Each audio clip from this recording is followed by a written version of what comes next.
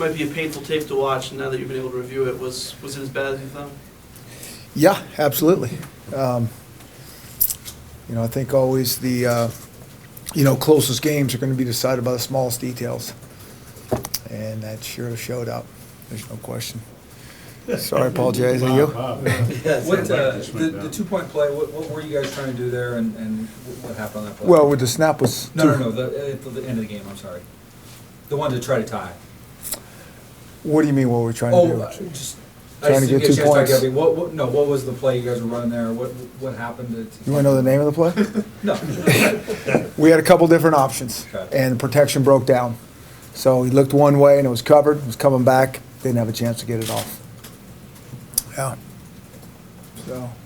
That game show how special teams can really affect the outlook with the block punt and the kickoff return, the 2 missed extra points? Well, we've been saying that for a long time because we usually been on the other end of that.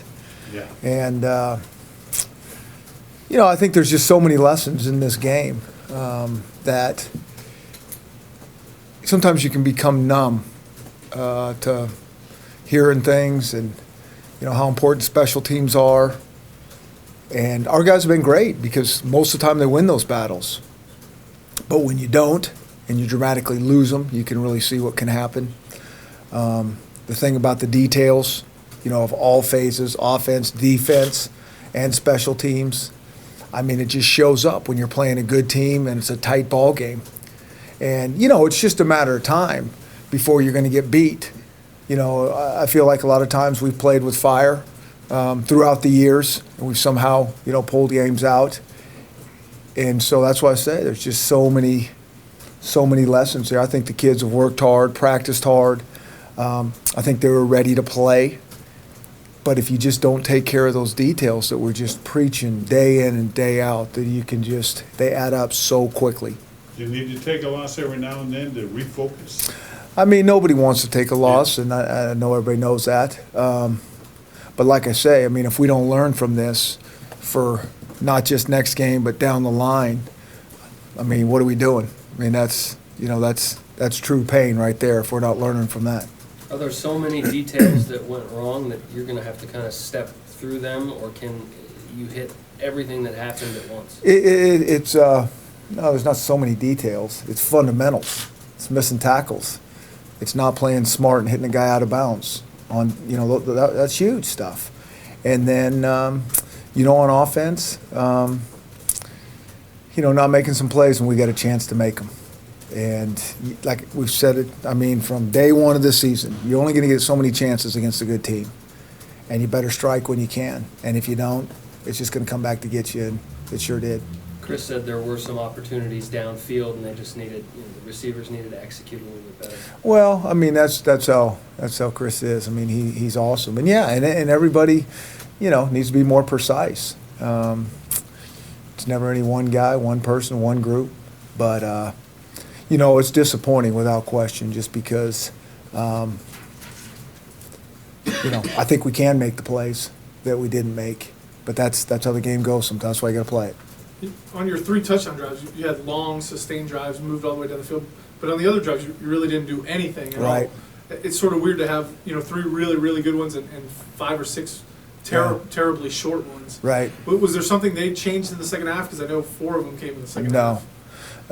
No, it wasn't. They're hard to predict on defense. That's one of the things is that they're all over the place, and so it's very difficult. We had a little beat on coverage before the ball was snapped. But in terms of front and blitzes, they do a great job with disguising those, and a lot of it's identified post-snap. And so, that's tough to deal with. But, that's it right there. It can look so bad, or it can look so good for a sustained if you're taking care of the details, a little bit here, a little bit there.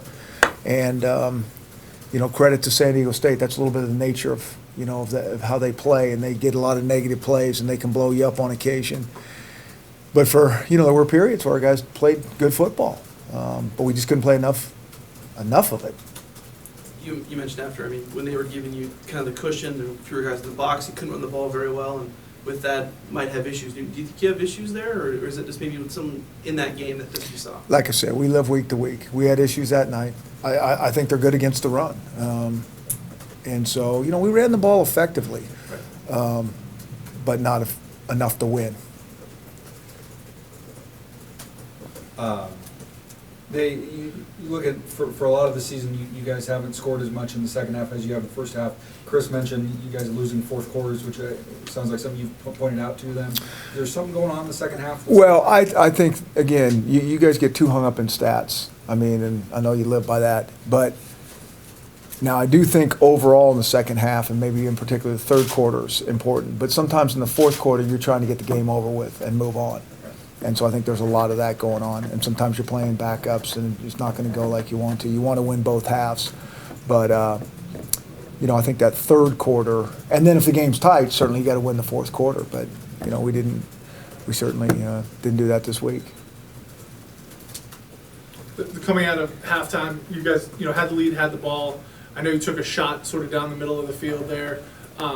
What'd you see on that throw? And it looked like a tough spot to try to put a ball. And that's what I saw. Too tight to fit it in. Yeah. Like to have that one back without question. And, our defense played, like I said the other night, I mean, they played really well. I mean, they played hard. They played good defense again. We put them on special teams and on offense a little bit. Backs to the wall a little too much. And but we still could have done better on there as well. We missed too many tackles. Now, part of that goes to credit to San Diego State. They got some very good runners, and they got some athletic guys. But you just like to think that we're, can tackle a little bit better at this point in the season. You guys did kick, after the failed 2-point conversion, you kicked the ball deep, just counting on your defense to get you the ball back. You had 3 timeouts left. I think. Oh, yeah. Yeah, no, I mean, I think they converted 2 first downs or so, Right. or even more. I mean, so, well, we weren't counting on that. Had chances. In recent years, when you guys have come off a loss and the guys have seemed to do a good job kind of regrouping and the next week playing really well, as a coach, what do you think is kind of the key for those guys to rebound when certain goals maybe are a little bit altered, when certain losses happen this late? Yeah, our goals shouldn't be altered at all. Our goals should be all about Hawaii, period, and that's it. And so our goals shouldn't be altered. And we'll see. I wish we were playing at home just to stay in, our routine and just focus on that. But unfortunately, we got to go on a road trip, and probably the toughest road trip that we take ever. That's a hard place to go play. And, Hawaii will tell you that coming off the island, it's very hard for them to do that. And so a lot going on for these guys, and we'll see if we can refocus and, hopefully play the best football we've played all year. I mean, that's always the goal. Chris mentioned, kind of having maybe a new chip on the shoulder. I mean, is that kind of what pushes guys out after a loss? Well, I would hope so. I really would. I think the guys are pretty resilient, and I think my experience, Ben, they're always more resilient than the coaches. And so I think they'll come back. But, again, we have to have an edge to us. Win or lose, we have to have an edge to us. If not, we're not going to play how we want to play. Sometimes you say that you can tell in practice kind of how you guys are feeling. Yeah. Did you get any sense last week that They were ready to play. They were ready to play. All the coaches were saying it before the games as well. Guys are ready.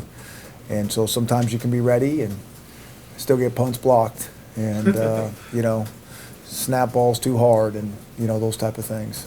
did you get a sense that the opening kickoff is sort of a deflator? I mean, certainly anytime you have a big play like that, but Yeah, I mean, sure, it's a deflator, but not for the game, and the game's over. It's one play. We got, the whole game left to play. Many other chances to do some things and make plays. And, it's just one of those nights where we couldn't make enough plays. Do you talk with the team now that there's still a chance to win a Mountain West championship? I didn't even really want to go there because that's not what this is about. I mean, everybody wants to talk about bowl games and championships. This game is about this week. And we got 3 games, 2 games after that. And you start talking about that, you're talking about the wrong things. And so that's what I'm talking about, the focus. The focus needs to be on ourselves and playing the best ball that we played this season. And if it's on a Mountain West championship, they're looking at the wrong stuff. Are the potential distractions of traveling to the islands lessened coming off the loss? Yeah, I don't know. I mean, I think guys are who they are, and you know, our approach wouldn't be any different. How we, you know, talk to the guys and what we need to do to go over there and have a chance to stay focused and play good football. So what do you see in Hawaii as far as the team? Well, you know, I know the record's not where it wants to be, but I know this, and it's the same thing. I put the tape on and I watch them, when they're, you know, playing how they want to play, and I know that team can beat us. There's no question about it. And you know, I say that a lot, and I say things about special teams, and I say that, you know, it's Broncos aren't going to go win every game on the blue turf, or I mean, we can get beat by anybody on our schedule, and I see that on about Hawaii, and so. But that's why I always just come back to us. You know, I could go back to San Diego State, and if we play how we're capable of playing, we can win that game too. And so it's about figuring out their schemes that they run, and if there's tendencies, what they like to do, and that's as far as it goes for them. Then it comes back to us playing hard and executing. They may be the only team in the conference younger than you. They have a lot of freshmen that they Yeah. play. And so that can be scary because guys, you know, can continually improve and you know, get hot and get into a streak and get momentum and all those type of things. And but you know, I think Coach Chow would tell you. I mean, no one really cares about, you know, who's young and who's injured and who's there, and it's either we go out and produce or not, and that's what everybody, you know, wants to know. You maybe chalk up some of their offensive struggles to the fact that they're going from one system to an entirely different monster there. Yeah, that's hard to do. I mean, when you're really changing systems, I mean, it always starts with personnel, and you know, sometimes you got to implement your systems, and then if you got the guys, awesome. If you don't, then you got to go get them, and so it's a combination of learning exactly how they go. And you know, Norm Chow, I mean, he's a great coach, and he's got a lot of offense to him. I mean, I think everybody knows that. And so it's going to take a while for those guys to get it just how he wants it done. And so, you know, like Paul J's saying, I mean, they got young guys, and so they'll get it, and they'll keep improving, and you just hope it's not too much this week. You guys practice here Thursday morning, right? We do. It's a little different approach than what you guys have done in the past. Is that because of the morning practices, or why'd you do a little different? It's just that it works out good. We can practice, get our Thursday done, and then you get on a plane and travel and get over there. So, you know, if we practice in the afternoon, we still may take off in the evening time. I don't know, but it seems to work pretty good. You chartered straight from Boise to Honolulu? Correct. Have you done that for a regular season game before? Yes. How much have you crossed paths with Coach Chow over the years? A little bit. You know, certainly studied his teams and those type of things. I've talked to him a lot. I don't think I've ever been together with him when we were truly talking football, but, you know, I think the guy's resume speaks for itself. It's pretty darn impressive. Have you crossed paths with Lenny locally? Definitely. Yeah, I always do. He's an awesome Bronco, and always talk to Lenny. Mike Edwards, their corner, I think, is leading the league in pass breakups and also kickoff returns. Yeah. What have you seen from him? Well, that's a little bit of a scary combination right there for us right now. And so, yeah, he's a very dynamic, electric guy. He's got a great feel for returning kicks. And, you know, then he's one of those, he's got the, you know, that quick twitch to go with it and cover guys and make a lot of plays. Very good player. End up playing Dante the other night. Why him of the guys? What would you see? He's, I mean, he's been one of those guys that's really been ready to go for a while. I mean, we've been excited about him. We watch him play on the scout team and the things that he does, and we're like, man, this guy not only is going to be a very good player, he's a good player now. And if we had to, we've been saying that for a few weeks, if we had to use him, we'd have no problem with that whatsoever. I mean, he's a competitor. He's got a lot of God-given skill. He's smart. He picks things up very fast. And so just glad we have him. What was his reaction to going in so late in the season? He was great. I mean, we really put the ball in his court. I think he knew that we wanted him to, but if a guy's completely opposed to it, we wouldn't do that. I still think it's going to really help him for next year. I mean, it's going to be great. There's still a lot of football to play. I think he's going to get some really good reps. And, you know, like we've said many times, it's a long career here. Yeah, I mean, it goes quickly, but there's a lot of football, and so who knows what happens. And you could redshirt down the road if, hopefully that doesn't happen to him, because obviously he's good enough to not need that year. But if something does, we can always use that, and it'll really springboard him into next year as well, to be an experienced player by then. How do you play? Played well. Yeah, he got some special teams reps, and he got, I don't know, 10 to 15 on defense. So, And try to get him in on defense every week? Absolutely. down the stretch? we will get him in on defense, yeah.